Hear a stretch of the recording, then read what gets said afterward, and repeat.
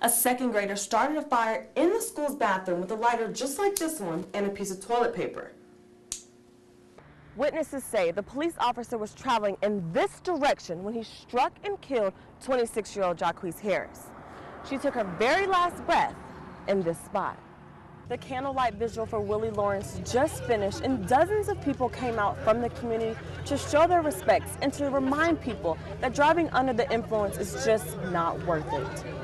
That's right, Simone. These cases are very scary situations for parents, students, and their teachers. Now, to see how your favorite airline ranked, head over to the Fox 54 Facebook page. In the newsroom, I'm Tesia Reed, Fox 54 Primetime News. Plus, Marshall Middle School celebrates 55 years of educating young minds. But could this year be their last? This is something that even though I was, as prepared as I could be, I couldn't exactly get to my protection in time. 19-year-old Mariah Cook is an employee at the Gateway Walmart in Columbus. When her night shift was done on Tuesday, she looked around and checked her surroundings, like she always does before she goes to her car. But the cold and rainy night turned even more dreary in a matter of seconds when she is approached by two males asking for directions to Phoenix City. One of them pulled out a small gun and said, "Give me the keys to your car." And all the while having the gun pointed right at me within 1 or 2 feet of me. And then he decided that I was getting in the car with them. Cook was in the backseat of her own car as they drove a short distance away from Walmart. She asked him, "Why are you doing this?" and she got this response. "I have a child to feed, or I have a little girl. I need money." Then one of the suspects told her to get out of the car or you're going with us. He let me go, and I ran. As Cook walked back toward Walmart, she flagged down an officer who was riding by. Her car was found hours later at a vacant house with all of her belongings gone. Her managers later watched security cameras from the parking lot where they saw a third person was involved. They were prepared. They were. They wanted something, and they got it. Cook's father is an officer, and she said he has prepared her for situations like this, but you just never know what will happen. And even though Cook walked away without a scratch, she wants others to be aware of her situation to possibly avoid this ever happening again. That might not seem like much, but it could mean the difference in your life and the people around you. A young woman is hit by a Columbus police officer driving in his cruiser on a dimly lit road in front of Clubs to Rock. At the scene, you can see skid marks for at least 30 feet. Not only did she get hit, but she got carried, and when the car stopped, it threw her. Witnesses say the police officer was traveling in this direction when he struck and killed 26-year-old Jacquees Harris. She took her very last breath in this spot. So he couldn't have been doing, doing speed limit, which is 30 to 35. You know what I'm saying? 30 to 35, you don't leave a skid mark 30 feet. When asked about the future of the officer, Police Chief Boren had this to say. The officer has been placed on administrative leave with pay pending the conclusion of the investigation. The next morning, Mayor Tomlinson came along with Police Chief Boren to examine the area. After looking around, she gives her condolences to the family from the city. Certainly, I'm willing to meet with them to express the formal condolences of the city. I just want them to know how tragic it is and how very sorry we are for their loss. But the hard-hitting questions still remain unanswered about what happened that night. We talked to a witness of the scene who says some things just don't seem right. They said his lights were not on. They said his blue lights weren't on, and a couple of people said his headlights weren't even on. That they didn't turn the headlights on until after they pulled the cop out the car. Police Chief Boren says they have called in the GBI to help with the process.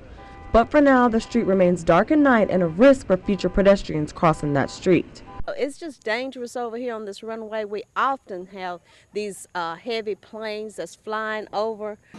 Just days after a UPS cargo plane slams close to her Birmingham home, bursts into flames, and breaks apart, Teresa Chapman expresses her fears as planes just like this one fly low to the ground over her home every day. Today is another reason why we call and complain all the time. We're really afraid over here. It's frightening. It appears that the aircraft went through some trees and then initially impacted towards the bottom of the hill where a fireball, where there's evidence of fire. Investigators have now recovered the cockpit voice and flight data recorders from the wreckage using pickaxes to dig through the melted steel and plastic.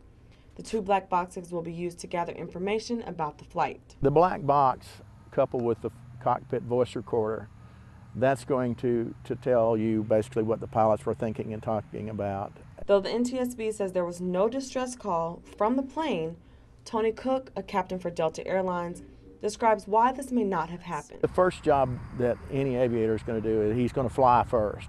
And that's what I expect they would be doing. You know, they would be flying, and it may have been a situation where there wasn't time to communicate. Our goal for being here at the end of the day is to find out what happened so we can keep it from happening again. Though the jury ended the criminal debate, the verdict fueled the national debate over the shooting death of Trayvon Martin. Trayvon Benjamin Martin is dead because he and other young black men and boys are seen not as a person, but as a problem. Across the country, people in church services, on social media, and on Sunday morning talk shows discussed and debated George Zimmerman's acquittal.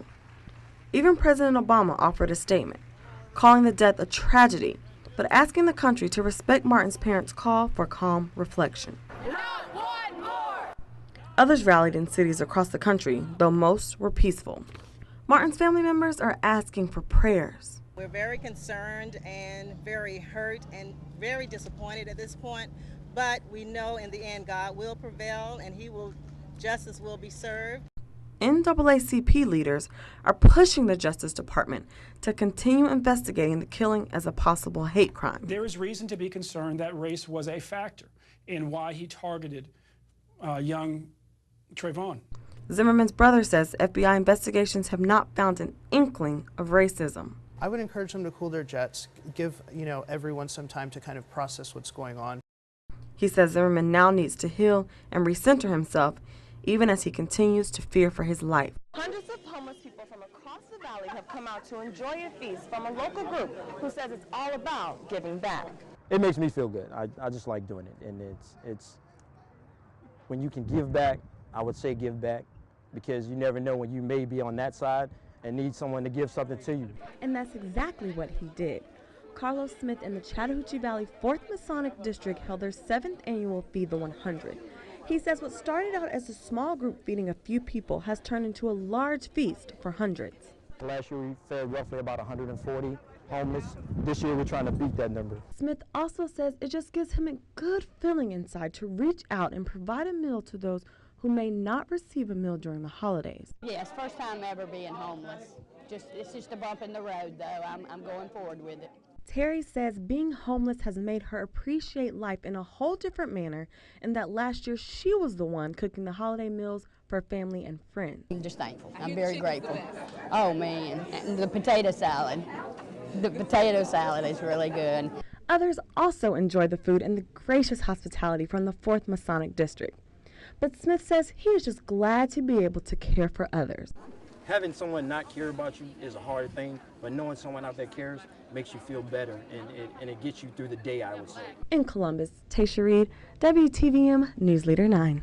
For updates 24 hours a day, log on to WTVM.com. Good night.